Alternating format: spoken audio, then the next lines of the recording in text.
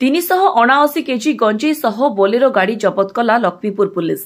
कोरापुट जिला लक्ष्मीपुर थाना अंतर्गत ओडियापेंठ ग्राम लक्ष्मीपुर पुलिस पक्षरु मंगलवार दिन रात्रि रे गंजेई सह एक बोलेरो गाड़ी जबत करिछि Laxmipur police.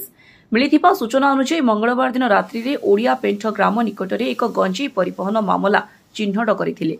जेतेबेले SI SL Behera कर्मचारी मानक सहित ओडियापेंठ ग्राम निकटरे रात्रि पेट्रोलिंग ड्यूटी करुथिबा समय OR 105932 नंबर विशिष्ट एक बोलेरो गाड़ी लक्ष्मीपुर ठारू सिंगाराम पार्श्व को आसुथिला।